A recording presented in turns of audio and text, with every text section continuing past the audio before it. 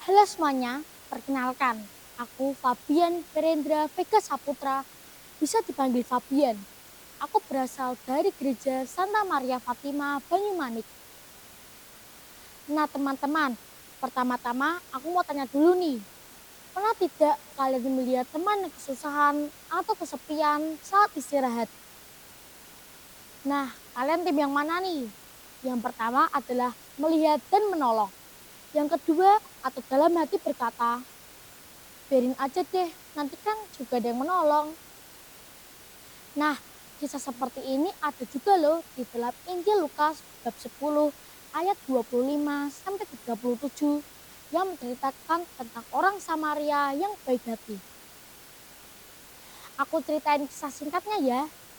Jadi, pada suatu hari ada orang yang ingin pergi dari Yeriko ke Yerusalem. Di tengah perjalanan, ia menjadi korban rampok dan terluka. Di saat terluka itu, ada imam dan orang Lewi yang lewat di sebelahnya, tetapi ia tidak mempedulikan orang Yahudi itu.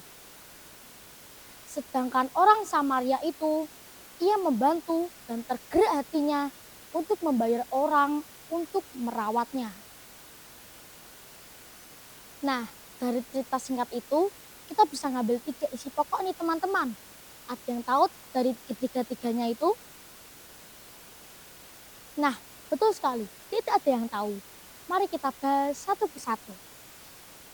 Yang pertama, adalah melihat. Dalam cerita kisah singkat tadi, ada 3 orang, yaitu imam, orang Lewi, dan orang Samaria yang sama-sama melihat orang Yahudi itu terluka di tepi jalan.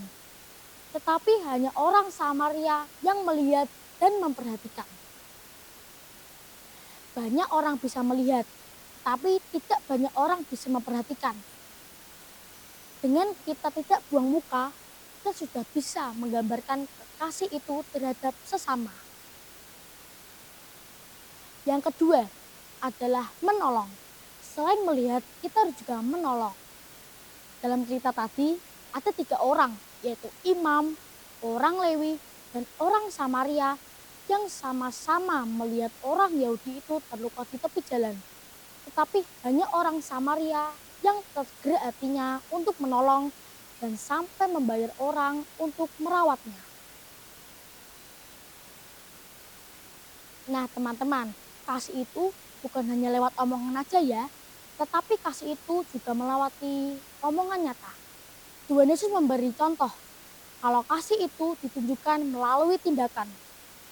Kalau kamu melihat teman yang kesusahan, jangan hanya ngomong, nanti Tuhan tolong ya, nanti Tuhan bantu ya. Tapi kasih itu juga melalui tindakan. Nah, selain melihat dan menolong, kita juga tidak boleh pilih-pilih. Dalam cerita tadi ada 4 tokoh, yaitu imam, orang Lewi, orang Samaria, dan orang Yahudi. Mereka itu berbeda suku, tapi hanya orang Samaria yang memperhatikan dan menolong orang Yahudi itu. Sedikit informasi, kalau dulu orang Samaria dan orang Yahudi tidak hidup rukun. Lalu di ayat 36, Yesus mengajarkan bahwa kita tidak boleh hanya mengasihi sesama dengan kita. Karena arti sesama itu bukan melakukan karena kesamaan suku, agama, atau statusnya. Nah, dari cerita seperti ini, Tuhan Yesus mengajarkan bahwa kita harus bisa melihat, menolong, dan tidak pilih-pilih. Aku punya challenge nih buat teman-teman. Coba mulai besok lakukan satu perbuatan yang menggambarkan kasih.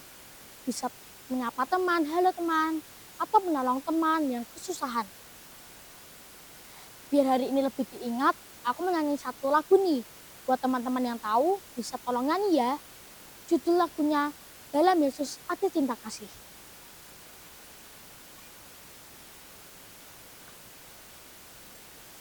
Dalam Yesus ada cinta kasih. Dalam Yesus ada cinta kasih. Dalam Yesus ada namanya dalam Yesus ada cinta kasih. Oke, sampai dulu sini ya. Jangan lupa untuk tebarkan kebaikan. Sampai jumpa dan berkah dalam. Bye-bye.